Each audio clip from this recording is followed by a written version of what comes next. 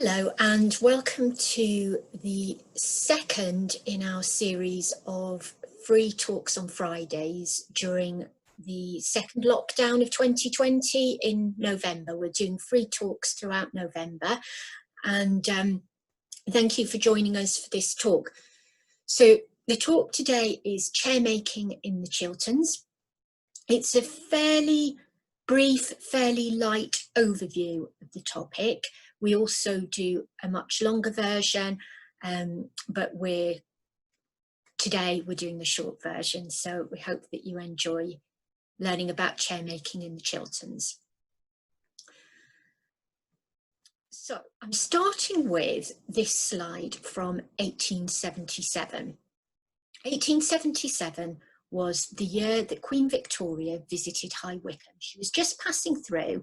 She'd got off a train in High Wycombe and into a carriage to travel down the road to Hughenden Manor to visit the Prime Minister Disraeli, who lived there. And the people who lived here had about 24 hours notice that the Queen was passing through, and they worked overnight to put up this amazing arch to welcome the Queen. And as you can see, it's decorated with lots and lots of chairs. So High Wycombe by 1877 was known for producing huge quantities of chairs. We know that in this year, the town was producing about 4,700 chairs every day. And that there were over 100 different factories and workshops. We know that the Queen must have really liked this chair arch, because on her way back to the station she asked the carriage to stop so she could look at it in more detail. So we know that for once Queen Victoria was amused. She was amused by our chair arch. But what I'm going to look at today really is what had happened over the last 100 or so years, or slightly less than 100 years, for High Wycombe to have become so synonymous with chairmaking, because 100 years before that, it was not a centre for chairmaking at all. I'm also going to look at the most common type of chair, that's really the chair where it all began in this area, the Windsor chair. Look at what we mean by a Windsor chair. And yeah, so we're going to begin with actually, what is a Windsor chair? It's the chair that was made traditionally in the Chilterns and Thames Valley region, known as a Windsor chair. So I've got two chairs here. The one on the left is a pretty typical Windsor chair from the Chilterns Thames Valley region, became very much associated with High Wycombe. And the term Windsor chair describes the construction of the chair rather than a style of a chair. It's how the chair is put together. Okay, so if you look at that chair on the left, you can see that the legs and all the other parts are inserted, all the other main parts are inserted into the seat. So the legs are inserted into holes from underneath, and the back, and if there were arms on the chair, this one isn't an armchair, the back and the arms all insert into slots in the top of the seat. Those parts are usually turned. They're usually made from unseasoned or green wood. And I think the neatest and most succinct definition I've come across for a Windsor chair is that it is a stool with a back added. So basically you could remove the back and you would be left with a stool, okay? By contrast, on the right, I've got a joined chair. It's called a joined chair because it's made by a joiner using seasoned and sawn pieces of wood. As you can see, the back and the legs are continuous. You could not take that definition of a stool with a back added. The legs and the back are integral with each other, and it's just not put together in the same way that the Windsor chair is.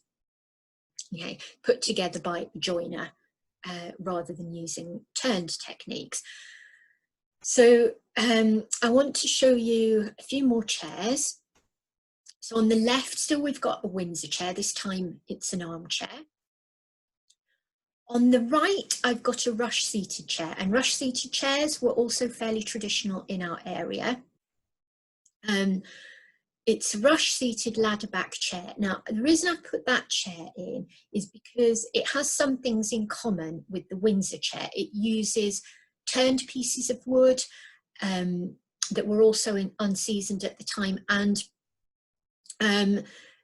occasionally people wonder whether that might make it a Windsor chair, but it's not, because again that definition of a stool with the back added does not apply to this chair. It's not a Windsor chair. So within that definition of a Windsor chair, there's probably an infinite number of different designs and styles that are possible. And I'm just going to literally, not even top of the iceberg, but just talk through some of the possibilities that were common in our area. So as I've already said, a Windsor chair can have arms or not.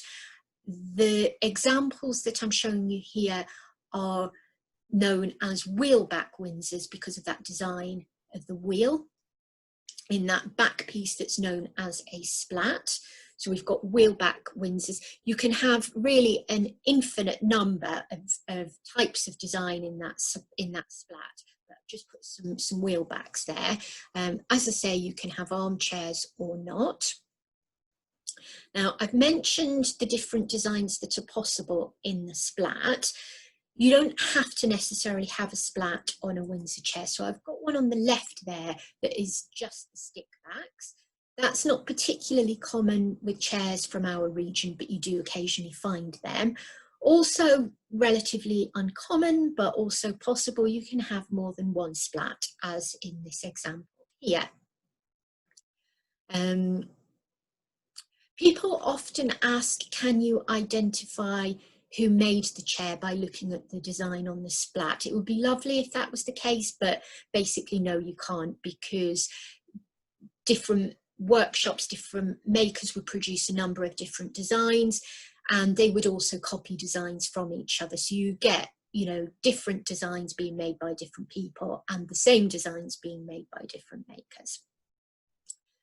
So moving on then to examples of Windsor chairs. Now at first glance, these are they're not typical Windsor chairs, and at first glance, you know, you might look at them and think they're not Windsors. However, they are.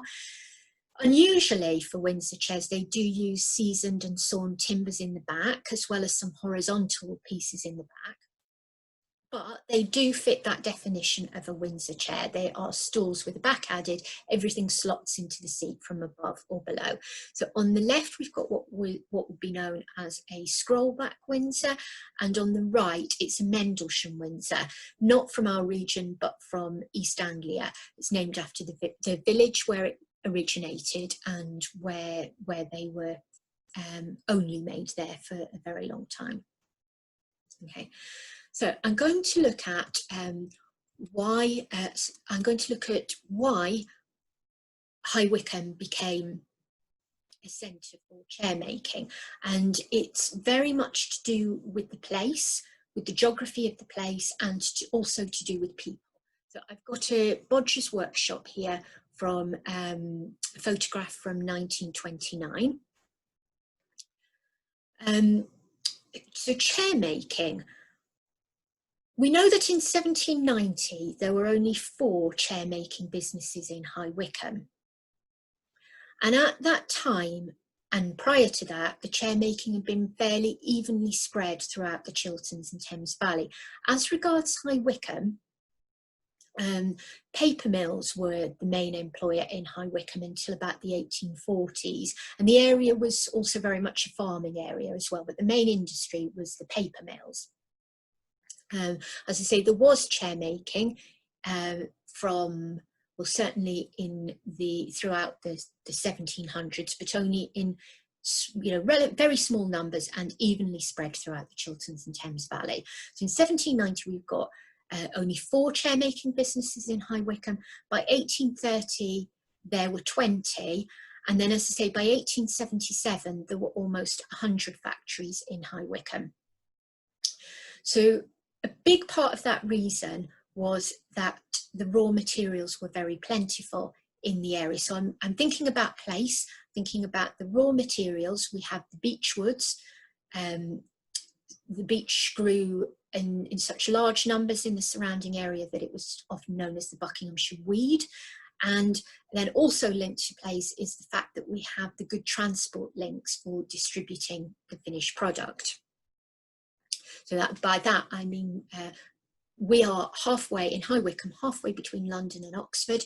So you go 30 miles to Oxford on the main coaching route, and then you have good distribution network into the Midlands and the North, or equally 30 miles into London, and yeah, you've got a really ready market there in London. So I'm going to look at the processes of making the chair legs to begin with, and this happened mainly out in the woods. So we have turners, who are known as bodgers, working out in the woods in these little temporary workshops that they would set up. They're not their homes, they're not their houses, they didn't live there, they didn't usually stay there overnight, it's just their workshops. They would set up their workshops near the raw material, near to the timber, near to the trees, in the woodlands, rather than bring the felled trees to them. It was an easier way, a cheaper and quicker way of doing it. So after the tree was felled, the first part of the process is to use this cross-cut saw to saw the timber into exactly the right length for the chair legs. This is the point at which they measure, so they want to get the right length of chair leg right from the beginning. They don't need to then trim the length any further, there's no wastage of the timber, so they measure at this point for the right chair leg. There's no measuring takes place after this point. This man is, as I say, using a cross-cut saw. It's a two-man saw, and the other man is just out of the screenshot, really. He would block the view of it, but there'd be another man on the handle at the other end. The next stage is to split the lengths of timber with a mallet known as a beetle and a wedge, a little metal wedge. So they're not using a saw after this part of the process in making the chair legs. They're just splitting with the grain. Then the next stage is to trim the billets with a hand axe.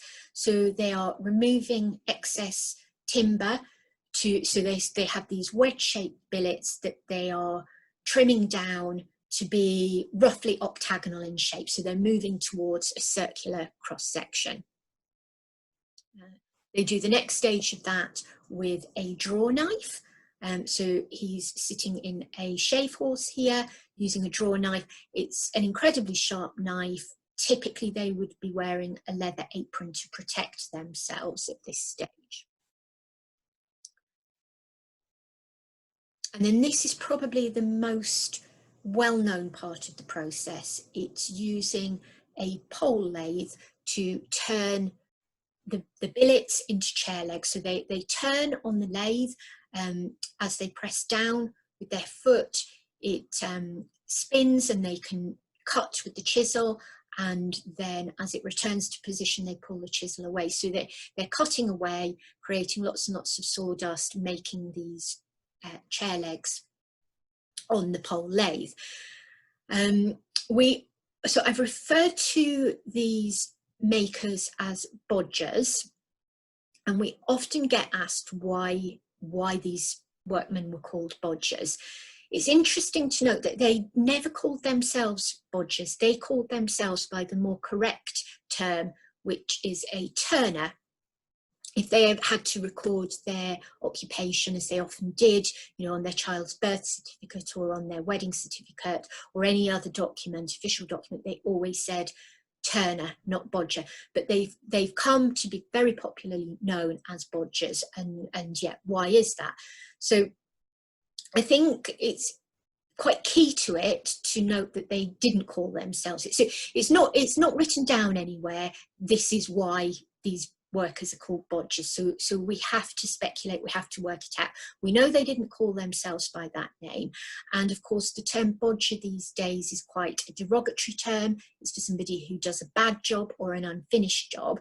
Now, these bodgers were certainly not doing a bad job. They were doing a highly skilled job that took a lot of training, but they were, in a sense, doing an unfinished job because they were not making whole chairs. They were just making the legs.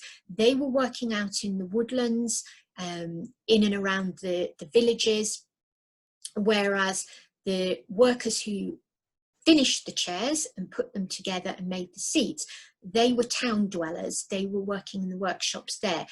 As town dwellers, they may have viewed themselves as being a little bit more sophisticated than these turners out in the woods. Certainly they were doing an unfinished job. So it seems that it was other people, the other workers in the factories and the workshops, were calling these workers bodgers. It seems to have then caught on in the early 20th century. Journalists who were describing this vanishing craft that, you know, a very archaic, very traditional craft, but fewer and fewer people doing it. But these workers are being discovered working out in the woods. And the term bodger seems to have really caught on with the people who were writing about them in the 20th century. It wasn't a commonly used term up until then. So that, we think, is why they became known as bodgers. So once the chair legs have been made, so I mentioned right at the beginning that they're made from unseasoned, undried timber. It's got a really, you know, quite high moisture content when the trees are first felled. That means it's softer, it's easier to turn, but you do then need to season or dry out the timber, and that would take place by stacking them like this to allow the air to circulate, and they would gradually dry out or season. Okay, the chair legs then would be sold on to the factories, and I've got a typical factory here, Walter Scull's factory, from a photo from about 1900, and there were, you know, huge numbers of small factories in and around High Wycombe. I've got another picture here. So Walter Scull, that I just showed you, went on to be quite a big, very well-known producer, but there were very, very many much smaller, quite short-lived ones, like this factory here, which was called Woodbridges. That's the entire workforce are outside there for the photograph. And yeah, a very typical building. There are still a small number standing in and around High Wycombe. You get typically the brick downstairs and the wooden face building upstairs. And in the 1800s, when chairmaking really takes off, we're getting more and more of these factories, small ones, some of them grew to be big ones, where a real specialisation of tasks take place. So you get people who just make the seats all day, or just make the splats all day, or who put the chairs together, known as framers. So I'm going to look now at some of the processes that took place in the factories. I have to say, the photos that I've got show a maker called Jack Goodchild, and he was very much known for producing whole chairs from beginning to end, although I believe he trained as a chair seat maker, but he's making whole chairs. It's one man making all of the parts of the chair, but in a typical factory or workshop, it would be one person doing one part of the process. So we've got Jack Goodchild here. He was from Knapp Hill. He's making chairs in the 20th century. He's using a tool called an adze to shape the seat, and his job is known as a bottomer. It's a very skilled task, as all of these are, just to shape the seat, but also just to avoid any industrial accidents. They were very common. There was a chair bottomer, as they were known, called Billy Neville, who was a famous character in and around High Wycombe in the early 1900s, and he was nicknamed Billy No-Toes Neville, for obvious reasons, because it was quite that losing your toes, chopping off your own toes was quite a common accident in High Wycombe amongst chair seat makers. So the next stage then is to make the holes in the underneath the seat, to take the legs, which is what is happening here, using a bit and brace.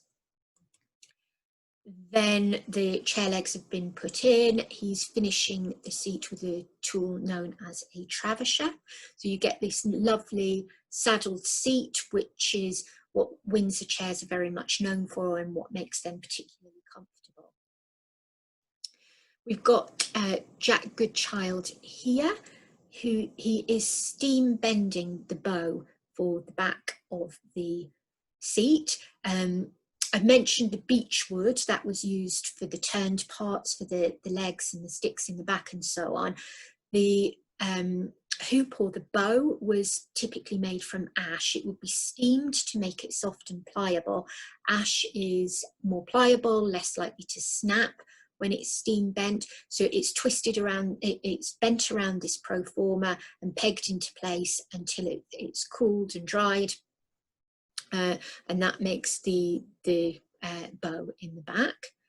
We've got Jack Goodchild here making a splat, just finishing that fretted design with a file. And I've got here a photograph from Glenister's factory that shows a carton horse absolutely loaded up with as many chairs as can possibly be managed. They're packed with straw to protect them, and then yeah, just packed on there to be taken for sale into the Midlands, into London, wherever. So what we have happening in the 19th century is just this massive explosion in the number of chairs being made. As I say, 4,700 a day in 1877, and Windsor chairs were common in cottages, farmhouses, pubs and tea shops throughout the country. They're made in vast numbers. More people could afford to buy furniture in Victorian times than ever before because of the Industrial Revolution, and Wycombe was what was fulfilling that demand for more furniture. It was affordable furniture. It was furniture very much for working people in the cottages and farmhouses and tea shops. So yeah, made in absolutely vast numbers in High Wycombe. And yes, we've got, I've said about the people and the place. So just to recap, the place, because we have the raw materials, particularly the beech wood, we have those good transport networks, but then very much the people. So the people who find that because of their employment in factories throughout the country, they can afford to buy furniture. That's fueling this demand for it. People are able to purchase the furniture, but also people within High Wycombe who up until the 1830s, 1840s worked in the paper mills, but then the paper mills of High Wycombe become mechanised and you have lots of people out of a job looking for work. And the timing was absolutely perfect, because just as the demand for chairs is taking off, you've got all these workers looking for jobs, and the industry's really taking off in a really big way in High Wycombe, and that really is why it takes off in such a massive way in High Wycombe.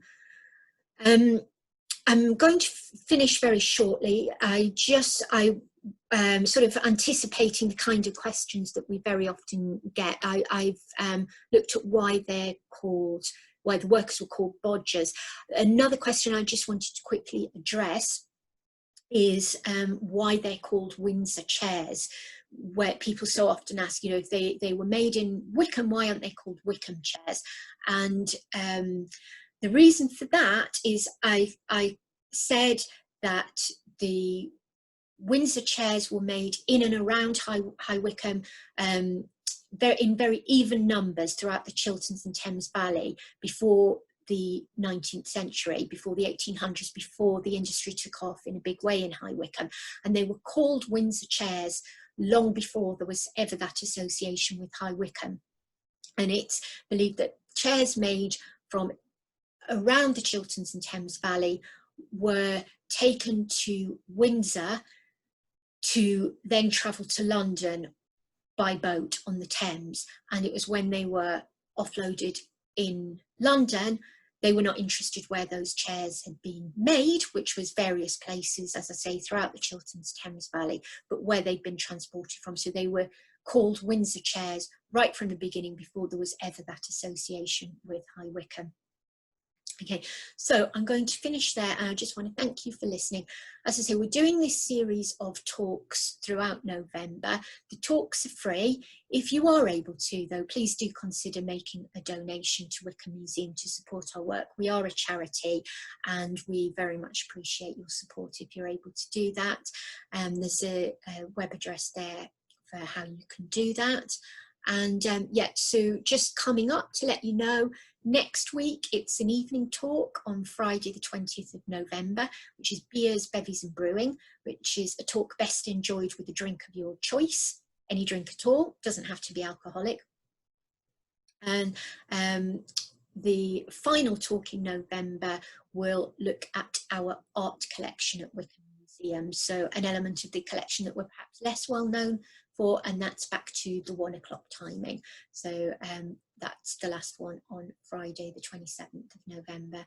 Okay, thank you very much for listening, everyone.